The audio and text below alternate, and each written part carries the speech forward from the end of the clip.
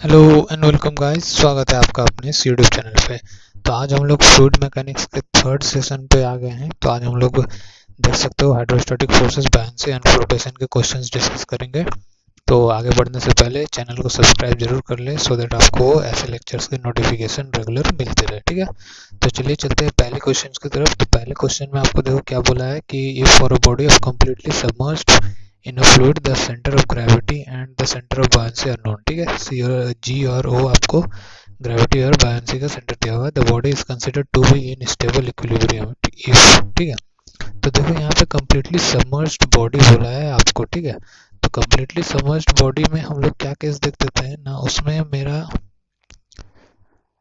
Body जितना तुम्हारा जी जो है, जी जितना नीचे होता था उतना अच्छा होता था हमारे बॉडी के स्टेबिलिटी के लिए, ठीक है।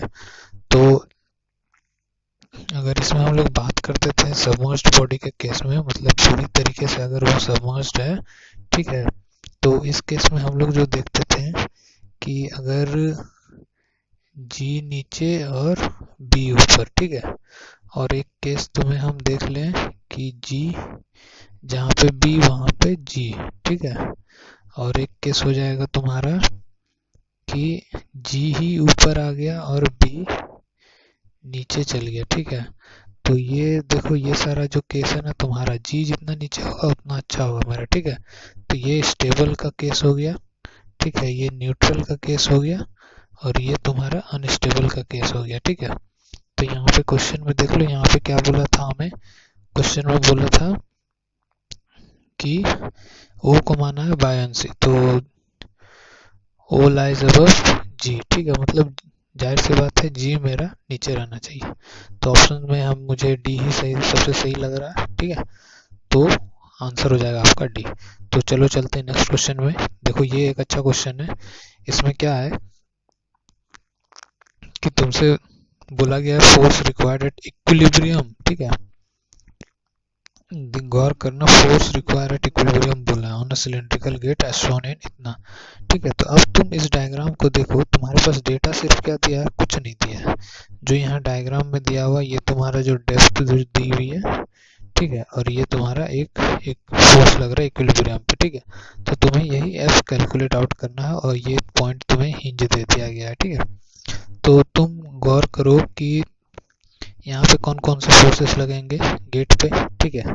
एक हॉरिजॉन्टल फोर्सेस लगेंगे, ठीक है। एक वर्टिकल फोर्सेस लगेंगे जो कि वाटर ही लगाएगा, ठीक है। और एक फोर्स तुम्हारा कब लग रहा होगा ना, जब तुम्हारा जो है इक्विलिब्रियम पे होगा, मतलब कि गेट शांति से अपना लगा हुआ है, ठीक है। अभी उसको कोई डिस्टर्ब नहीं कर रहा है, ठीक है। तो देखो यहाँ पे कर्व सरफेस का कॉन्सेप्ट लगेगा। यहाँ पे कर्व सरफेस का कॉन्सेप्ट ये लगेगा कि, एक मिनट, मैं एक्चुअली चेक कर रहा था कि ये मेरा वॉइस रिकॉर्ड हो रहा कि नहीं, क्योंकि पिछली बार पूरी क्लास कर ली, उसके बाद पता चला वॉइस ही रिकॉर्ड नहीं हुआ। तो वही मैं चेक कर रहा था, ठीक है। तब हम लोग अगर इसमें देखेंगे कर्व्ड सरफेस का हमारा जो लगेगा यहाँ पे, ठीक है। तो वहाँ हम लोग क्या करते थे ना, कर्व्ड सरफेस में फोर्स हम लोग जो निकालते थे वो कैसे निकालते थे ना, pressure at C G into area of plate, ठीक है। ये वाले करके निकालते थे हम लोग। तो यहाँ पे भी हम लोग वैसे ही करेंगे। पहले देखो एक हॉरिजॉन्टल फोर्स कैसे निकाल लेंगे। हॉरिजॉन्टल फोर्स क्या होगा ना, मेरा अगर इतना वाटर, इतना लेवल का वाटर अगर फोर्स लगाएगा तो इस पे कैसे डेवलप होगा, फ्री सरफेस पे जीरो होगा और यहाँ पे गामा डब्ल्यू इंटू एच होगा। तो ये जो लीनियर वेरिएशन रहेगा मेरा, इस तरीके से मैं दिखाता हूँ आपको, एक सेकेंड।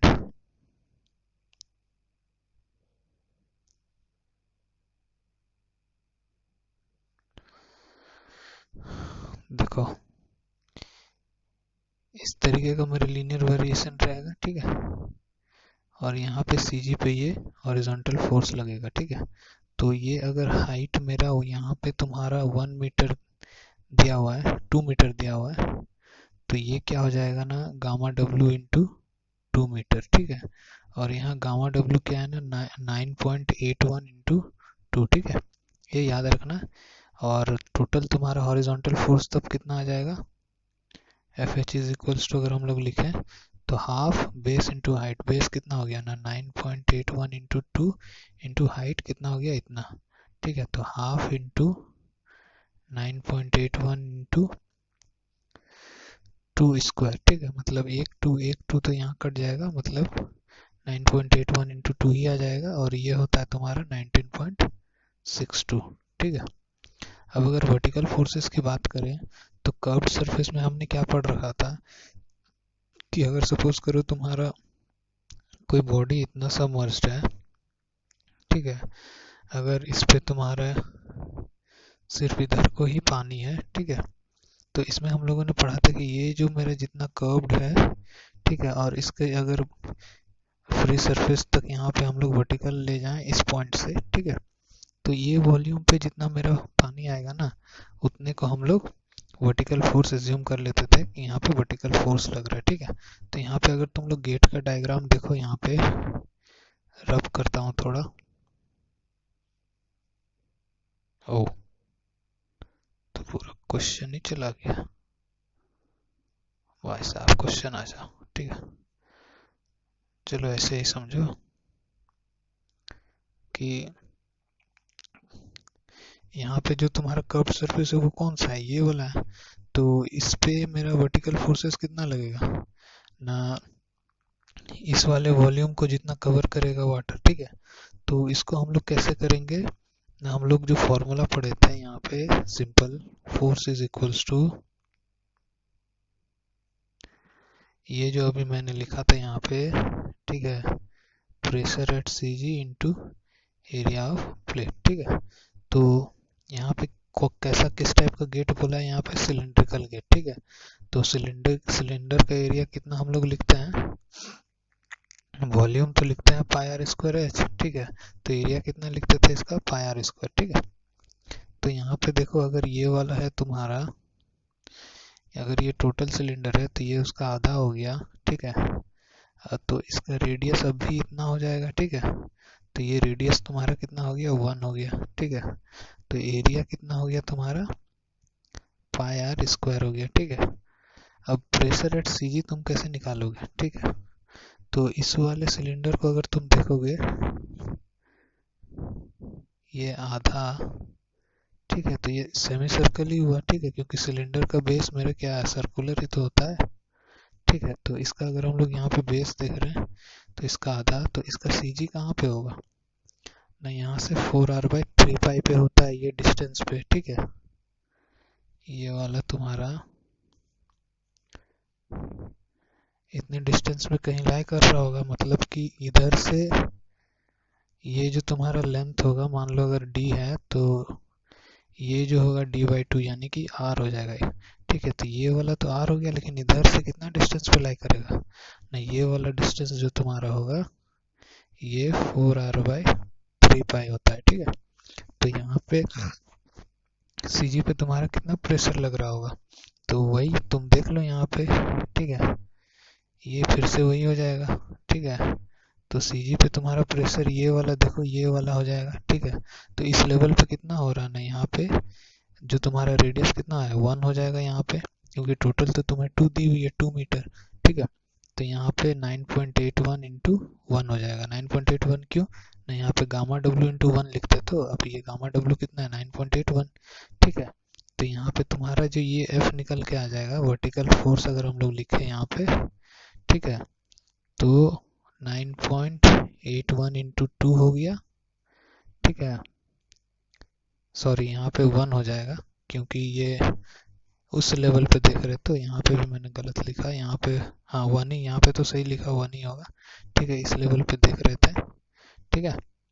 तो यहाँ पे 9.81 इंटू 1 हो गया, इंटू ये जो तुम्हारा एरिया था, एरिया कितना था, पाई आर स्क्वायर बाय 2 हो जाएगा, क्योंकि आधा सिलेंडर है। तो यहाँ पे हम लोग पूरा सिलेंडर लिख दिए थे, सॉरी, यहाँ पे आधा सिलेंडर जो शेडेड पोर्शन है, क्योंकि गेट देखो तुम यहाँ पे, गेट इतना ही है, ठीक है, गेट देखोगे तो इतना ही है, ठीक है। तो यहाँ पे जो इसकी वैल्यू आएगी, इसे अगर आप कैलकुलेट करोगे यहाँ पे, तो ये हो जाएगी तुम्हारी 9.81/2 इंटू 3.14 इंटू ये तो 1 का स्क्वायर हो जाएगा, ठीक है। तो यहाँ पे जितनी वैल्यू आएगी राउंड ऑफ, अगर हम लोग इसको x मान लेते हैं, ठीक है, तो यहाँ पे तुम्हारा देखो ये तो हो गया वर्टिकल फोर्स, ठीक है, और हॉरिजॉन्टल फोर्स तुम्हारा आया था कितना 19.62, ठीक है। लेकिन अब देखो गौर करो कि एक तुम्हारे यहाँ पे इक्विलिब्रियम फोर्स भी लग रहा है, ये जो F तुम्हें यहाँ दिया हुआ है, ठीक है। तो अगर हम लोग मतलब जब वो शांति से खड़ा है, ठीक है, तो इक्विलिब्रियम फोर्स कुछ लग रहा होगा गेट पे, ठीक है, उसे खोलने के लिए हमें कितना लगेगा, ठीक है। तो F required on the equilibrium, ठीक है। तो यहाँ पे देखो F के लिए हमें क्या करना होगा ना, ये पॉइंट गौर करो कि ये तुम्हें हिंज दिया हुआ है, ठीक है। तो हिंज के अबाउट क्या होता है ना, मेरा मोमेंट जीरो कर देंगे हम लोग, ठीक है।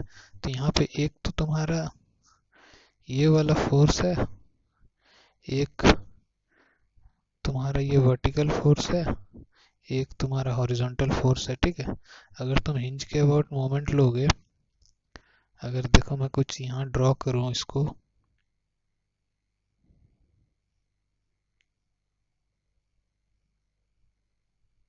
ये हिंज है, ठीक है, और यहाँ से ये 4r/3 पाई पे तुम्हारा एक्ट कर रहा था, ठीक है। और ये तुम्हारा अगर टोटल 2 मीटर है, ये अगर तुम्हें F दिया हुआ है, ठीक है, इसी लाइन के अलोंग तुम्हारा क्या एक्ट करेगा, F भी एक्ट करेगा, जो कि हम लोग x माने हैं, जो कि उसकी वैल्यू आप लोग कैलकुलेट करना, ठीक है। और हॉरिजॉन्टल फोर्स कितना होगा मेरा, अगर ये टोटल तुम्हारा ऐसे दिखेगा तो ये तुम्हारा एक्ट करेगा ना यहाँ से नैरो एंड से 2/3 हाइट पे, ठीक है, 2/3 हाइट ऑफ कितना ना, जो तुम्हारा ये टोटल हाइट है, तो इंटू 2 हो जाएगा, तो ये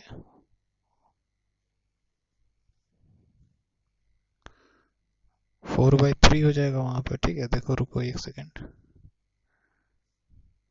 यहाँ पे इंटू 2 हो जाएगा, तो ये 4/3 हो जाएगा। अब अगर तुम लोग हिंज से देखो कितना डिस्टेंस होगा इसका, तो हिंज से जो डिस्टेंस होगा ना, देखो ये तो तुम्हारा 2/3 हो गया, ठीक है, ये तुम्हारा 1 हो जाएगा, तो ये वाली जो डिस्टेंस बचेगी ये 4/3 माइनस 1 बचेगा, ठीक है। 4/3 माइनस 1 मतलब कि 1/3 बच गया, ठीक है। तो अब तुम यहाँ से मोमेंट लिख लो। अब अगर मोमेंट अबाउट हिंज जीरो करेंगे इस पॉइंट के अबाउट, तो हम लोग क्या लिख सकते हैं, देखो इस डायग्राम को देखो, इस पॉइंट के अबाउट मोमेंट लिख रहे हैं, ठीक है। उस पॉइंट के अबाउट अगर हम लोग मोमेंट लिखेंगे तो यहाँ पे देखो क्या होगा ना, F मेरा किधर घुमा रहा है, ऐसे घुमा रहा है, ठीक है। तो F इंटू कितना हो जाएगा, यहाँ 1 हो जाएगा, ठीक है। सेम नेचर में मेरे एफ भी घुमा रहा है, ठीक है। तो सेम नेचर में अगर लिखेंगे एफ बी का, तो एफ बी क्या हो गया, एक्स इंटू 4r/3 पाई, ठीक है।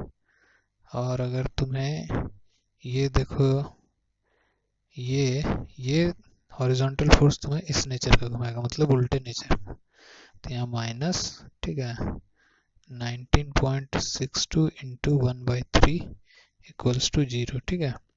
अब इस इक्वेशन से जो तुम्हारा एक्स बोल रहे हैं, एक्स तो तुम वहाँ न्यूमेरिकल वैल्यू कैलकुलेट करके ही डालोगे, जो मैंने ऊपर तुम्हें बता दिया, तो यहाँ से जो एफ आएगा ना वही तुम्हारा आंसर हो जाएगा, ठीक है। तो ये अच्छा क्वेश्चन था, मतलब एक तरह से समझो तो ये तुम्हारा एसएससी जेई में जो है कन्वेंशनल टाइप क्वेश्चन हो गया।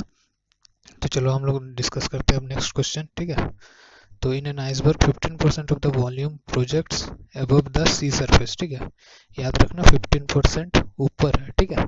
तो if the specific weight of C, अब जाना होगा तुम्हें नेक्स्ट पेज में पूरा क्वेश्चन के लिए, तो याद रखना यहाँ पे 15% है ऊपर में, ठीक है। तो अब अगर हम लोग देखेंगे यहाँ पे स्पेसिफिक क्या दिया हुआ था, स्पेसिफिक वेट है कि क्या है, वो स्पेसिफिक वेट है, ठीक है। तो एक देखो 15% बोला है और तुम्हें स्पेसिफिक वेट ऑफ वाटर, ठीक है। तो स्पेसिफिक वेट ऑफ वाटर मतलब वेट अपॉन वॉल्यूम लिखते हैं, ठीक है। तो यही तो होता है तुम्हारा यूनिट वेट। तो यूनिट वेट ऑफ वाटर मतलब ये तुम्हारा किसका दिया हुआ है, एक्चुअली ये सी वाटर का दिया हुआ है, ठीक है। तो सी वाटर का 10.5 किलो न्यूटन पर मीटर क्यूब दिया हुआ। अब बोला स्पेसिफिक वेट ऑफ आइसबर्ग, ठीक है। अब अगर तुम लोग यहाँ पे डायग्राम देखोगे, अगर सपोज कर लो ये तुम्हारा वाटर लेवल हो गया, ठीक है, और ये कोई भी आइसबर्ग हो गया, ठीक है। अब ये अगर बोला है ये 15% तुम्हारा ऊपर में है, तो ये बाकी का बचा हुआ 85% डूबा हुआ है, ठीक है। तो यहाँ पे हम लोग जो आर्किमिडीज प्रिंसिपल लगा के बोल सकते हैं यहाँ पे कि जो तुम्हारा देखो ये तो फ्लोटिंग बॉडी है ना, तो फ्लोटिंग बॉडी में मेरा आर्किमिडीज प्रिंसिपल लगेगा। तो आर्किमिडीज प्रिंसिपल मेरा क्या बोलता था ना, weight of body is equals to weight of the volume of liquid displaced, ठीक है। तो वेट ऑफ बॉडी हम लोग यहाँ पे सिंपल क्या लिख देंगे, नहीं यहाँ हमें पूछा ही क्या है, पूछा है स्पेसिफिक वेट ऑफ आइसबर्ग, ठीक है।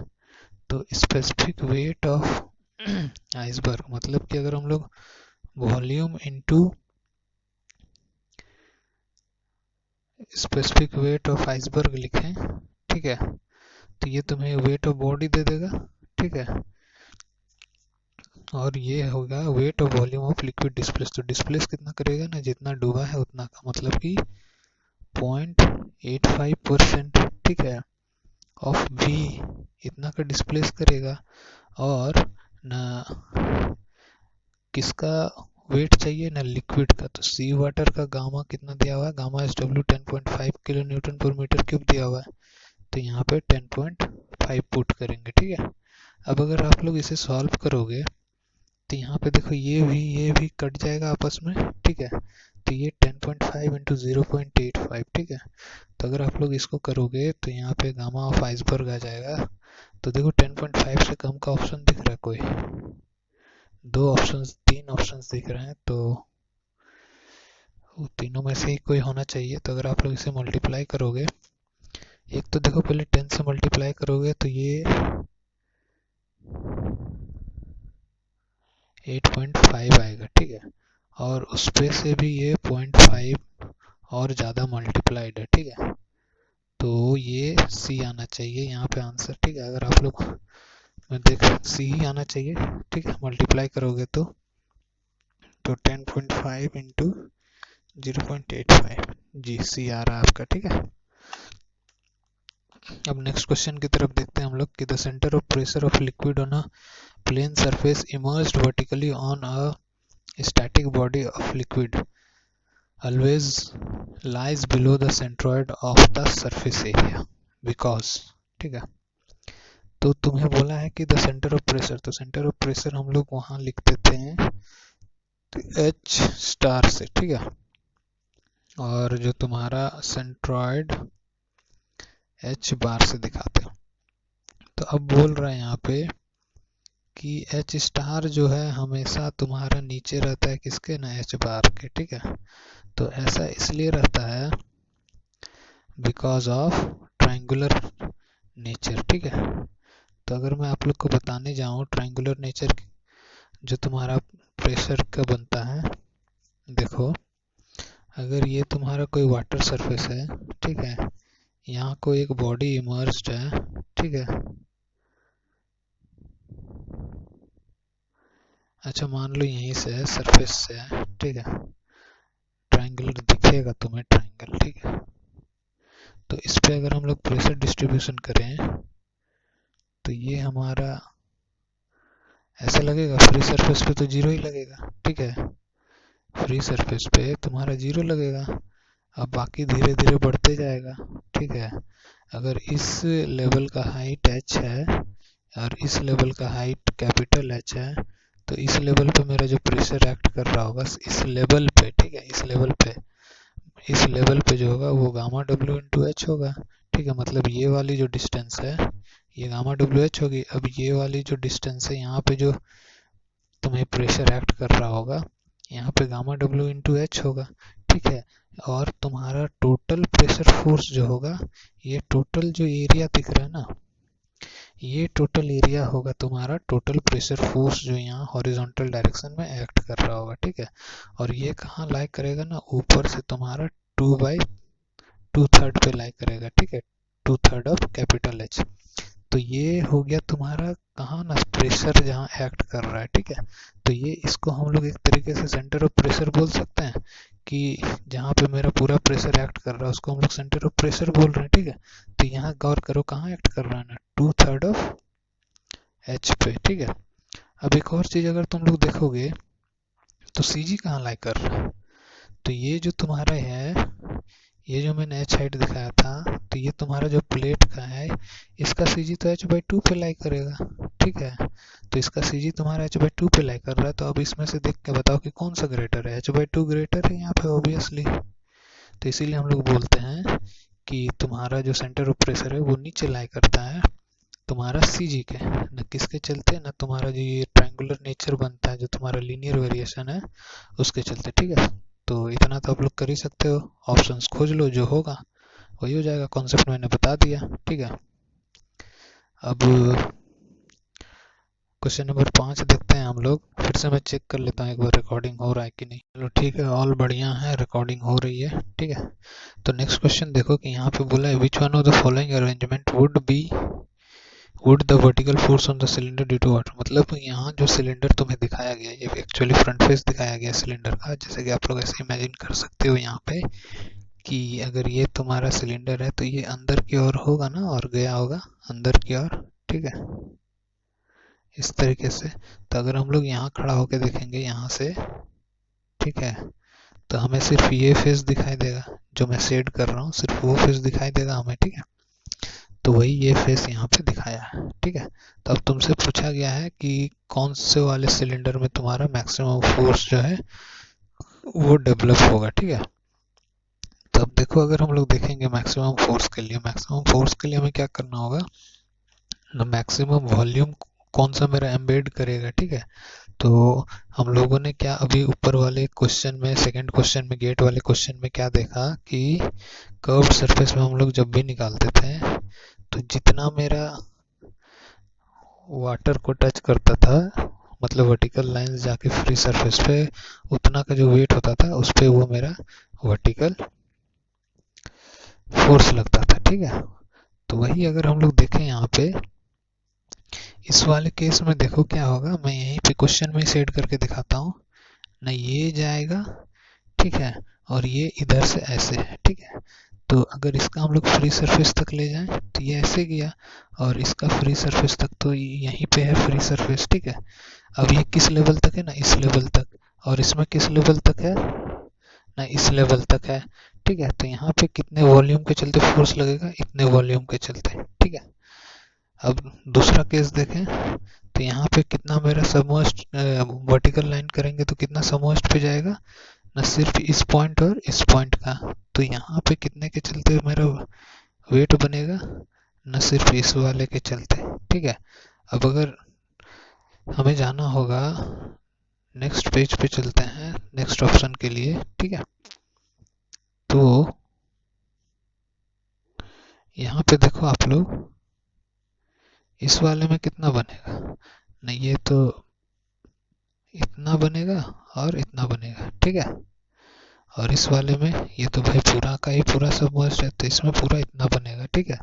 तो देख लो, देखने में क्या पता चला कि चौथे वाले में पूरा का पूरा वॉल्यूम कवर कर रहा है, तो इसी में सबसे ज़्यादा वेट आएगा मेरा, ठीक है। तो ये ऑप्शन डी हो जाएगा, मैक्सिमम इसी पे हो जाएगा, ठीक है। अब अगर क्वेश्चन नंबर 6 हम लोग देखें यहाँ पे, तो बोला है one of the following statement is true with regards of the bodies that float और आर सबमर्ज्ड इन लिक्विड, ठीक है। तो यहाँ पे बोला है कि for a body Holi submerged in liquid the stability is ensured if the centre of buoyancy is below the centre of gravity of the body. यहाँ पे क्या बोला है, if the centre of buoyancy is below the centre of gravity, कि ये चीज बोला है। अब बोला है यहाँ पे सेकेंड ऑप्शन में कि for a body floating in liquid stability if the centre of buoyancy below the centre of gravity.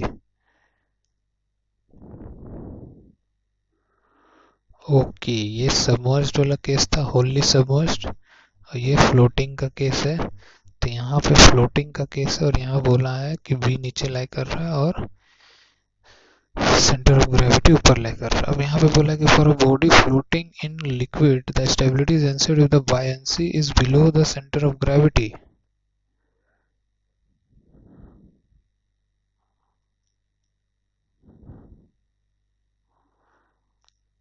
तो यहाँ पे बी और सी एक ही तरीके से लिख दिया है, ठीक है। अब देखो डी में क्या बोल रहा है कि for a body floating body, इसके लिए भी the in a liquid the stability is ensured if the center of buoyancy is below the center of gravity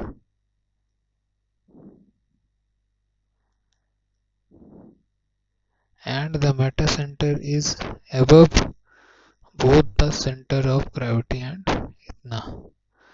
तो देखो एक बात देखो यहाँ पे कि जब तुम्हारा सबमर्ज्ड बॉडी का केस है तो वहां मैंने पहले क्वेश्चन में क्या डिस्कस किया था कि मेरा जी जितना नीचे होगा उतना अच्छा है, ठीक है। आप लोग गौर किए होंगे कि अगर एक स्प्लेंडर प्लस कोई बाइक चलाता है, ठीक है, और एक तुम्हारा कोई बुलेट चलाता है, ठीक है, अपने में हैवी गाड़ी है पूरा बुलेट, ठीक है, तो इसका तुम्हारा क्या होगा ना, जी तुम्हारा नीचे लाई करता है, ठीक है, और इसका ऊपर लाई करता है, इसलिए ये गाड़ी जो है ना स्टेबल रहती है, ठीक है। तो मेरा जी जितना नीचे होगा उतना अच्छा होगा। तो यहाँ पे जी तो ऊपर है तो ये ऑप्शन खत्म हो गया, ये अनस्टेबल का केस हो गया सबमर्ज्ड के केस में।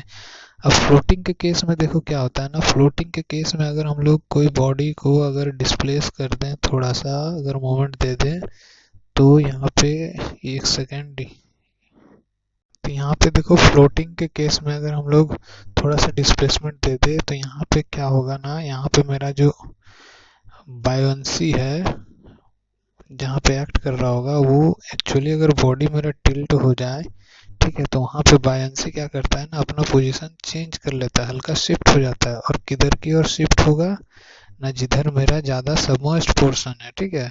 तो ज़्यादा सबमर्ज्ड पोर्शन किधर हुआ ना, इधर हुआ, ठीक है। अगर तुम लोग देखोगे तो बी मेरा इधर की ओर शिफ्ट कर जाएगा थोड़ा, ठीक है, इधर की ओर, इधर शिफ्ट किया तो इधर ज़्यादा सबमर्ज्ड हुआ तो बी इधर शिफ्ट कर गया, ठीक है।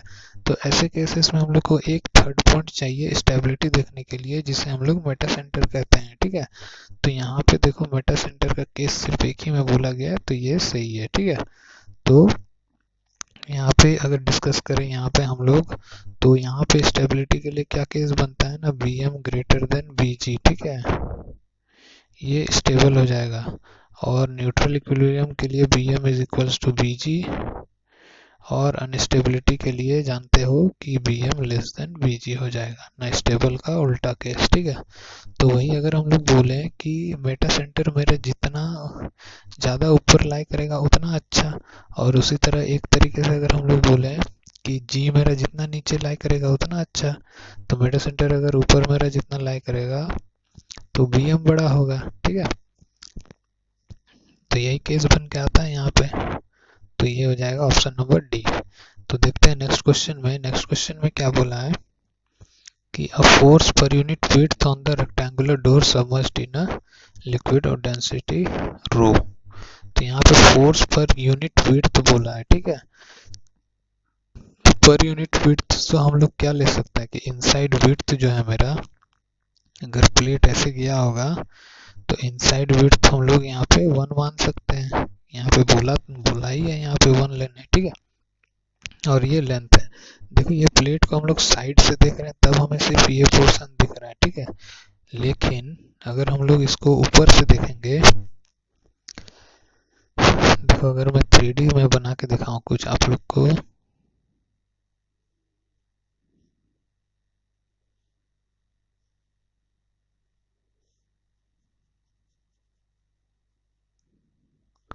ठीक है। तो यही देखो, अगर कोई साइड से देखेगा, ठीक है, कोई इधर यहाँ खड़ा होकर देख रहा है, तो यहाँ से आपको सिर्फ यही फेस दिखाई देगा, ठीक है, अगर आप साइड से खड़ा होकर देखोगे।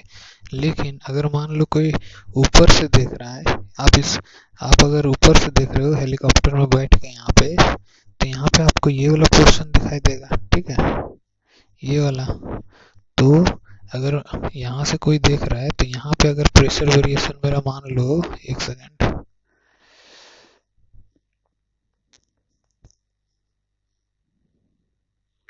यहाँ पे अगर मेरा प्रेशर वेरिएशन ऐसे को आ रहा है, ठीक है, तो यहाँ वाला आदमी को तो सिर्फ यही दिखेगा, ठीक है। लेकिन एक्चुअली में मेरा हो क्या रहा है ना, ये इनसाइड विड्थ और अंदर है, ठीक है। तो इतने पे भी मेरा एक्ट कर रहा होगा, पूरे ऐसे जाके ऐसे, ठीक है, ऐसे ऐसे बन रहा होगा पूरा इस तरीके से, ठीक है। तो इसलिए हम लोग लास्ट में इनसाइड विड्थ हम लोग को लेना जरूरी है, ठीक है, क्योंकि ये पूरे पे एक्ट कर रहा है, ना सिर्फ ये प्लेन पे, ये पूरे सरफेस पे एक्ट कर रहा है, ठीक है। तो अगर हम लोग देखें यहाँ पे, तो एक चलो यहाँ पे लगे हैं, तो फॉर्मूला भी डिस्कस कर दिए देते हैं यहाँ पे, कि इस केस में तो वही मैंने बताया कि आपको अगर ऊपर से देखोगे तो ये रेक्टेंगल दिखेगा आपको, ठीक है। तो अगर यहाँ से लेकर डिस्टेंस ये मेरा y बार होता था, ठीक है, तो वही इसको अगर हम लोग प्रोजेक्ट करेंगे इस पे, तो ये मेरे बीच पे लाई करेगा, ठीक है। और वही तुम्हारा सेंटर ऑफ प्रेशर जो होता था, मतलब एच स्टार, ये जो y बार लिखे हैं इसको हम लोग h बार लिख देते हैं। तो इसको जब प्रोजेक्ट करेंगे तो ये यहाँ लाई करेगा, ठीक है।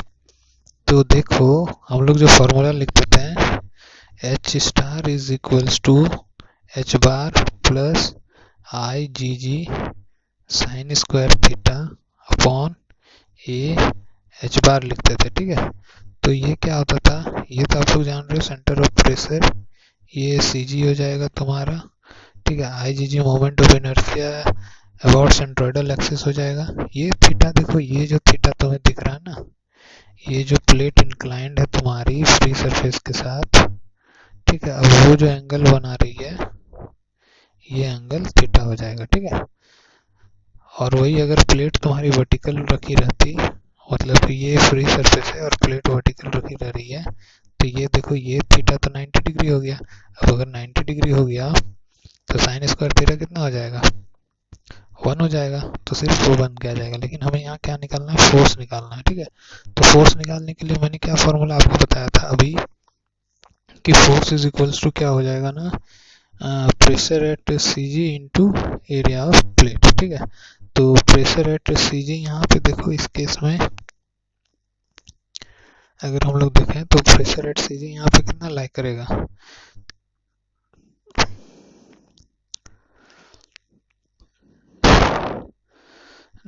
प्रेशर एट सी जी मेरे यहाँ पे हो जाएगा, आप लोग देखो ये एच बार है मेरा अगर, ठीक है। तो यहाँ पे अगर हम लोग देखें कुछ अच्छे तरीके से, तो रो जी एच बार हम लोग लिख सकते हैं, क्योंकि गामा डब्ल्यू एच होता है मेरा, इंटू ए हो जाएगा, ठीक है। तो यहाँ पे एक तो गामा डब्ल्यू तो मेरा कांस्टेंट रहेगा, लेकिन तुम्हें निकालना क्या है, एच बार निकालना है, ठीक है। तो एच बार निकालने के लिए देखो क्या कॉन्सेप्ट हम लोग यूज करेंगे ना, अगर मेरा यही अगर वर्टिकल रहता, जैसे इसे तो हम लोगों ने इंक्लाइंट करके डाला है, अगर ये मेरा वर्टिकल रहता पहले से, तो ये मेरा एच बार कितने पे है ना, अगर ये टोटल तुम्हें दी हुई है, कितनी दी हुई है, 1 मीटर, ठीक है। तो ये एच बार तुम्हारा 0.5 मीटर पे होता, ठीक है। लेकिन समझो कि इसको तुम्हें वर्टिकल ना रख के इसने क्या किया कि ये तुम्हें इंक्लाइन कर दिया ना, कितने डिग्री पे ना, 45 डिग्री पे, ठीक है। और तुम्हारा ऐसे को रहता, ऐसे को था पहले, ठीक है। तो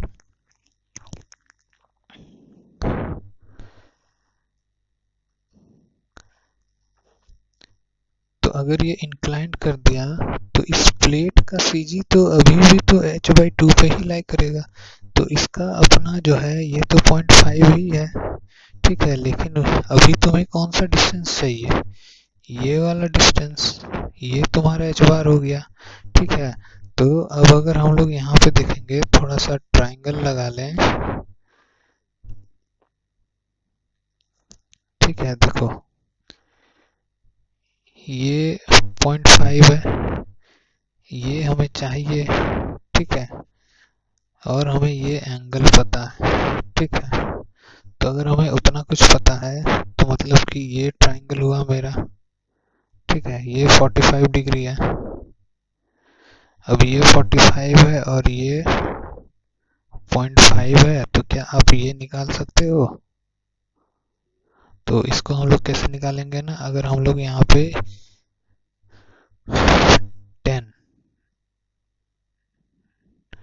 10 नहीं साइन लगा देते हैं, साइन 45 डिग्री, तो वो p बाई एच हो जाएगा, तो h बार बाई 0.5, तो h बार क्या निकल गया ना, 0.5 साइन 45 डिग्री, ठीक है। तो साइन 45 कितना होता है, 1/√2, 1/2√2 हो जाएगा, ये h बार आ जाएगा, ठीक है। तो वही अगर हम लोग यहाँ पे देखें तो प्रेशर एट सी अब कितना हो गया, h बार तो हमें मिल गया, तो ये gamma W into 1/2√2 into area of plate, तो एरिया ऑफ प्लेट कितना हो जाएगा, टोटल 1 है, इनसाइड विड्थ भी हमें 1 बोला है, तो 1 इंटू 1 कर देंगे, तो यहाँ पे रो जी बाई 2√2, ठीक है। तो आपका यही आंसर होगा। यहाँ पे अगर कोई ऑप्शन इस तरीके का मिलता है तो आप लोग उसे टिक कर दीजिएगा।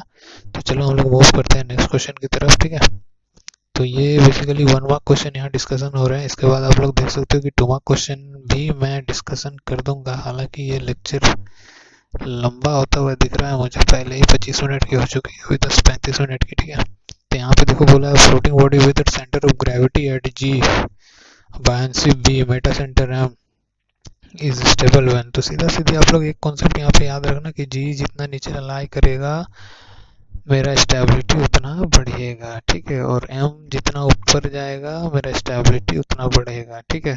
तो यहाँ पे देखो जी लाइज अबव बी, तो सिर्फ ये तो मेरा सबमर्ज्ड बॉडी के लिए हम लोग ऐसे बोल सकते हैं, तो ऐसे भी, लेकिन ये कंडीशन तो नीचे नहीं लाई कर रहा है ना, ऊपर लाई कर रहा है, तो इसको हम लोग अनस्टेबल ही बोलेंगे। तो ये ले देख के ऑप्शन मेरा डी दिख रहा है, जी जितना नीचे और एम जितना ऊपर, ठीक है। तो यहाँ पे तुम्हारे बेसिकली खत्म होते हैं 1 मार्क क्वेश्चन। तो अब चलो जल्दी जल्दी हम लोग डिस्कस कर दिए रहते हैं क्वेश्चन नंबर 9, जो कि अब यहाँ से 2 मार्क क्वेश्चन तुम्हारे शुरू होते हैं। तो यहाँ बोला है कि ट्राइंगुलर गेट है, बेस इतना, हाइट इतना, नोट डाउन करते रहिएगा इन अ वर्टिकल प्लेन, ठीक है। द टॉप वर्टेक्स इज इतना metre below the surface of the tank which contains soil of specific gravity इतना, considering the density of water and acceleration due to gravity to be इतना and इतना the hydrostatic force, ठीक है। तो यहाँ पे आप लोग कैसे निकालोगे ना, तुम्हें यहाँ पे ट्राइंगल बोला गया है, ठीक है, तो ट्राइंगुलर गेट बोला गया है। तो अगर हम लोग डायग्राम तो नहीं दिया हुआ है तो, लेकिन अगर हम लोग कुछ रफली आइडिया बनाना चाहें तो ये तुम्हारा अगर फ्री सरफेस दिया गया है, ठीक है, और ये ट्राइंगुलर गेट बोला गया है, ठीक है, तो ट्राइंगुलर गेट तुम्हारा खैर आगे से तो ऐसे नहीं होगा, इसको अगर हम लोग ऐसे कुछ थिकनेस होगा इसके पास, ठीक है, तो ये पानी को ऐसे रोकेगा, ठीक है। तो हमें अगर साइड व्यू से हम लोग देखेंगे, मतलब इस साइड से, तो हमें कुछ ये रेक्टेंगुलर प्रोजेक्शन ही दिख रहा होगा। तो अगर हम लोग डायग्राम कुछ ऐसे बना लें तो गलत नहीं होगा कि ये अगर तुम्हारा फ्री सरफेस है और जैसा कि क्वेश्चन में बोला गया है, अब लेकिन गेट एक्चुअली कैसा है ना, ये ट्राइंगुलर वाला है, ठीक है, और ये तुम्हें हाइट दी हुई है 1.5 मीटर की, ठीक है। तो 1.5 मीटर बिलो लाई कर रहा है और top of the vertex is इतना मीटर बिलो, ठीक है, बेस इतना एंड हाइट इतना, ठीक है, ये भी 1.5 मीटर है। तो एक्चुअली जो यहाँ बोला गया कि वर्टेक्स ऊपर में है, तो मैंने यहाँ उल्टा बनाया है गेट। ठीक है, तो आपका वर्टेक्स ऊपर रहेगा। ठीक है, और आपको कुछ इस तरीके से दिखेगी।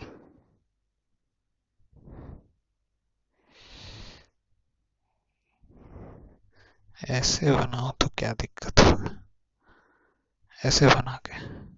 ठीक है, ये वर्टेक्स ऊपर रहेगी, ये उसके पास कुछ थिकनेस रहेगी। अगर हम लोग साइड से देखेंगे तो ये प्रोजेक्शन यहाँ में दिखेगी।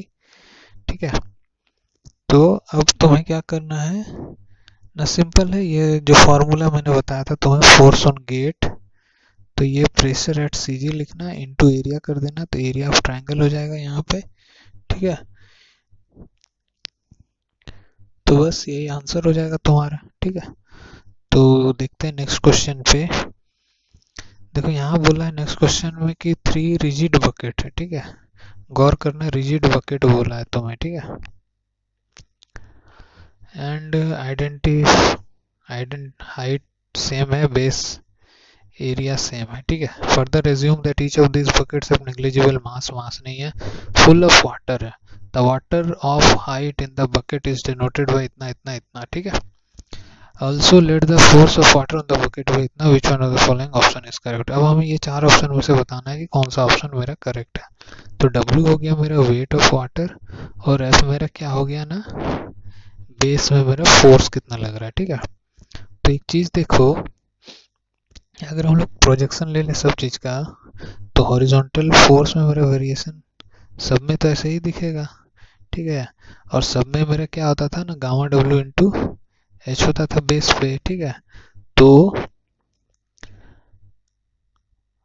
Force of water on the base, तो एक चीज आप लोग देख पा रहे हो कि ये वेरिएशन तो सब में सेम ही होगा। ठीक है, तो यहाँ पे बेस में सब में गामा डब्ल्यू इंटू एच होगा। तो एक चीज कंक्लूजन आपके पास निकल के ये आया है कि F1 is equals to F2 is equals to F3 बराबर होगा। ठीक है, लेकिन अब यहाँ दिक्कत क्या करेगा ना, तुम्हें W1 W2 W3 जो दिया हुआ है यहाँ पे वो निकालने में। तो एक चीज यहाँ गौर करना है कि यहाँ पे बेस एरिया इक्वल दिया हुआ है सबका। ठीक है, मतलब कि यहाँ तुम्हें सिर्फ बेस एरिया के बारे में बोला है, टॉप एरिया के बारे में नहीं बोला है, ये गौर करने वाली बात है। ठीक है, तो यहाँ पे देखो ये एरिया इक्वल है सबका, ए है, इसका भी ए है।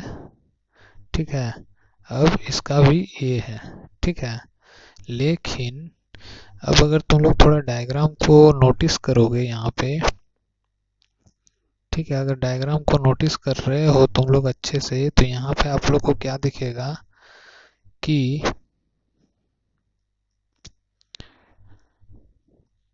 अगर ऊपर हम लोग बढ़े यहाँ पे, तो ये और ये तो बराबर है, तो यहाँ पे जो एरिया है यहाँ पे भी वही एरिया है।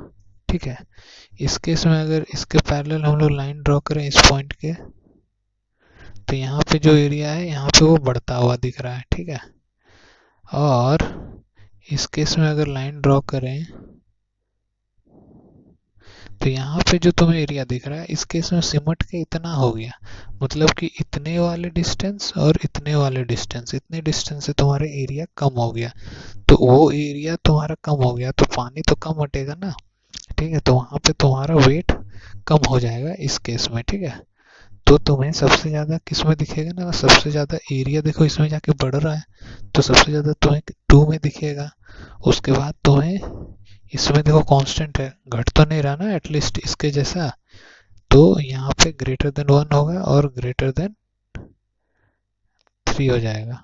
तो W2 W1 W3, तो ये ऑप्शंस अगर आपको कहीं पे दिख रहे हैं तो आपका आंसर वही हो जाएगा। ठीक है, तो रुक जाओ, हाँ ठीक है, तो यहाँ पे देखो 213 कहीं पे दिख रहा है, 213 ये दिख रहा है और ये इक्वल है। ठीक है, तो चलो मूव ऑन करते हैं नेक्स्ट क्वेश्चन की तरफ। तो नेक्स्ट क्वेश्चन में यहाँ पे तुम गौर करना, पहले पढ़ लो उसके बाद डायग्राम हम लोग देख लेंगे, उसके बाद डिस्कस कर देंगे। ठीक है, बोला है कि cross section of an object having same section normal of the paper. ठीक है, तो ये जो पेपर दिख रहा है इसके परपेंडिकुलर कुछ है, तुम्हारी जो स्क्रीन होगी ना उसके परपेंडिकुलर तुम्हारा ऑब्जेक्ट रखा होगा। Submerge into a fluid consist of square of side 2 metre and a triangle as shown in the figure. तो फिगर में हम लोग जाएंगे, पहले क्वेश्चन पूरा पढ़ लेते हैं। The object is hinged at P, अब बोला है पी कोई पॉइंट दिया हुआ होगा जो कि हिंज है तुम्हारा। ठीक है, and that is 1 metre below the fluid of free surface. ठीक है, बोला if the object is to be kept in the position as shown in the figure find the value of X. X कुछ denote किया हुआ होगा, ठीक है, वही एक्स हमें फाइंड आउट करना है। तो भाई साहब ये क्वेश्चन है हमारा, ये एक्स हमें फाइंड आउट करना है। ठीक है, सारी डेटा तुम्हें डायग्राम में दिखा दी गई है। एक पॉइंट गौर करना, इसे हिंज बोला गया है। ठीक है, तो हमें चाहिए एक्स। ठीक है, तो अब देखो इस तरह के क्वेश्चन में चाहे गेट हो, मतलब कि ये वाला गेट, ठीक है, अगर लगा हो तो वहां पे तुम एक चीज हमेशा याद रखना कि तुम्हें ना मोमेंट हमेशा वहां जीरो करने का जरूरत पड़ेगा ही पड़ेगा। ठीक है, ले दे के तुम्हारा इसी इक्वेशन से काम बनेगा। ठीक है, तो यहाँ पे गौर करना कि इस डायरेक्शन में एक हॉरिजॉन्टल फोर्स लगेगा। ठीक है, उसी तरीके से इस डायरेक्शन में एक हॉरिजॉन्टल फोर्स लगेगा, फिर इसके लिए एक वर्टिकल फोर्स लगेगा और इसके लिए एक वर्टिकल फोर्स लगेगा। ठीक है, तो आप लोग यहाँ पे हॉरिजॉन्टल फोर्स क्या देख सकते हो ना, यहाँ पे इस तरीके से। ठीक है, यही लीनियर वेरिएशन होगा ना जो प्रोजेक्शन हम लोग लेंगे। तो यहाँ पे 2 इंटू गामा डब्ल्यू कितना 9.81। ठीक है, अब ये जो रिजल्टेंट तुम्हारा करेगा वो FH1 लिख देते हैं इसका। ठीक है, तो ये नैरो एंड से 2/3 पे, यहाँ पे 2/3 पे एक्ट करेगा, मतलब 4/3 पे। ठीक है, अब थोड़ी थिकनेस बढ़ा लेता हूँ। उसी तरीके से ये जो ट्रायंगुलर लैमिना है, इसमें अगर हम लोग फोर्स देखें, ठीक है, तो इसमें भी वेरिएशन मेरा इस तरीके का रहेगा। ठीक है, तो यहाँ पे भी मेरा हो जाएगा 2 इंटू 9.81। ठीक है, ये भी इतने पे एक्ट करेगा FH2 पे, और ये हो जाएगा तुम्हारा, ये भी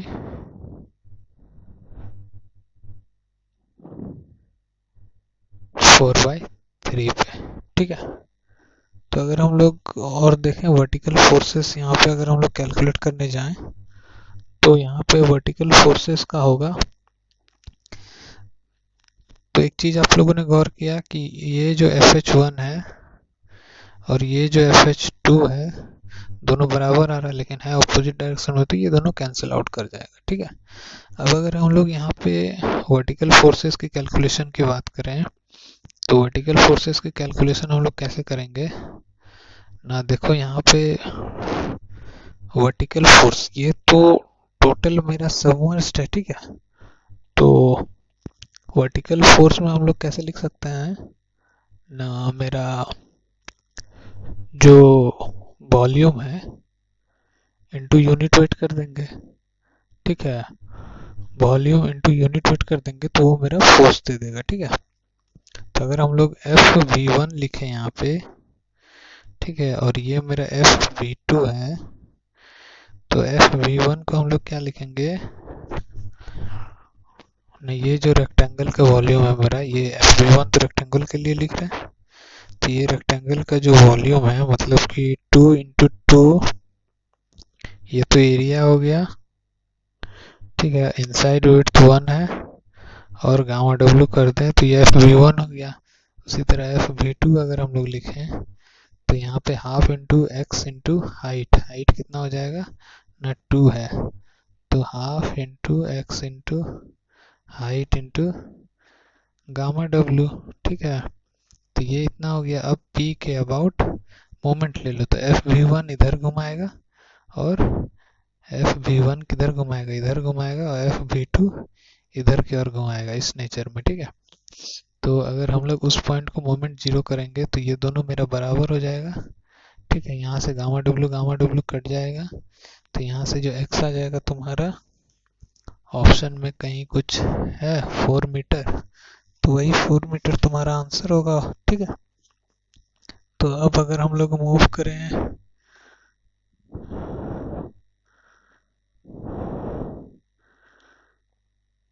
एक चीज मैंने गलती की है यहाँ पे।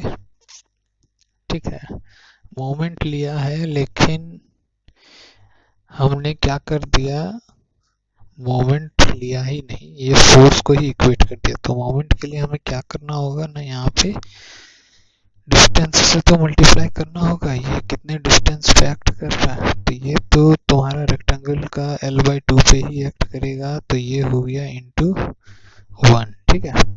और वही अगर ट्राइंगल का हम लोग देखें तो ये इस एंड से 1/3 पे एक्ट करेगा, मतलब x/3 पे, ठीक है। तो ये हो जाएगा इंटू x/3, ठीक है। तो वही अगर लिखें हम लोग यहाँ पे तो ये हो जाएगा x इज इक्वल्स टू कितना, 12 आ रहा है, ये एक्चुअली एक्स स्क्वायर हो जाएगा ना, X square is equals to 12। तो यहाँ से x is equals to 4 into 3 कर सकते हैं, तो x हो जाएगा √4, तो ये 2√3 हो जाएगा, तो वही आंसर होगा, ठीक है। अब देखो बचा तुम्हारा आखिरी क्वेश्चन, यहाँ पे आखिरी क्वेश्चन भी देख लेते हैं। आखिरी क्वेश्चन में क्या बोला है कि 15 centimetre length of steel rod with relative density 7.4 is submerged into 2 layer, ठीक है। The bottom of mercury and the top is water, तो यहाँ पे Hg है, यहाँ पे वाटर है, ठीक है। अब बोला है कि the height of top surface of the rod above the interface 15 centimetre length और रिलेटिव डेंसिटी इतना, ठीक है। इस सबमर्ज्ड इनटू 2 लेयर, ठीक है। यहाँ पे हमें बताया नहीं गया है कि इसमें कितना गया है, ठीक है। तो अगर हम लोग इसको अगर x मान ले कि यहाँ पे x गया हुआ है, तो ये जो डिस्टेंस हो जाएगी वाटर में, ये 15 - x सेंटीमीटर हो जाएगा, ठीक है। अब देखो यहाँ रिलेटिव डेंसिटी बोला है 7.4, तो रिलेटिव डेंसिटी का मतलब हम लोग यहाँ पे क्या निकाल सकते हैं ना, 7.4 अगर दिया हुआ है तो density of substance upon density of water, हमेशा वाटर के रिस्पेक्ट में ही लेते हैं, तो ठीक है। तो यहाँ पे ρs जो हो जाएगा 7.4 टाइम्स ρw, ठीक है। अब यूनिट जो भी है वो बाद में देखेंगे, पहले ये हो गया, ठीक है।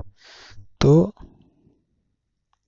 यहाँ पे बोला है the height of top surface of the rod above the liquid interface, ठीक है। तो उस हाइट के लिए हम क्या करेंगे ना, कुछ इक्विलिब्रियम का कॉन्सेप्ट लगा सकते हैं यहाँ पे, देखना जरा, ठीक है। इक्विलिब्रियम का कॉन्सेप्ट के लिए एक सेकंड मैं थोड़ा चेक कर लूँ यहाँ पे, ठीक है।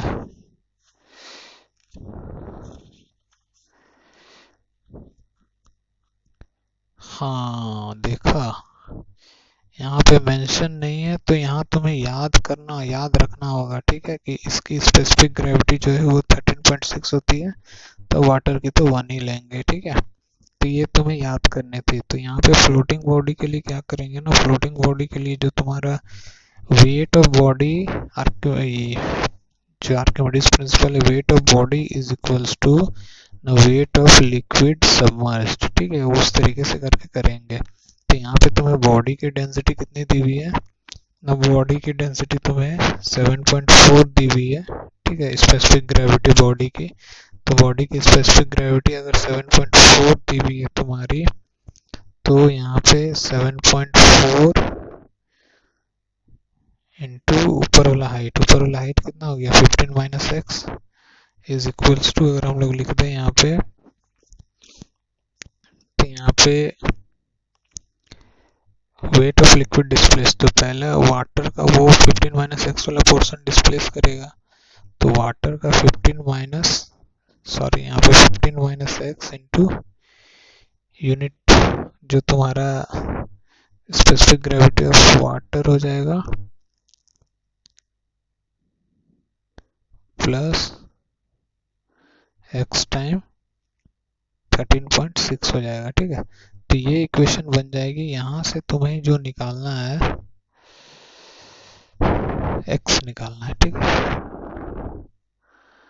तो वो तो x निकालना ही पड़ेगा तुम्हें, क्यों?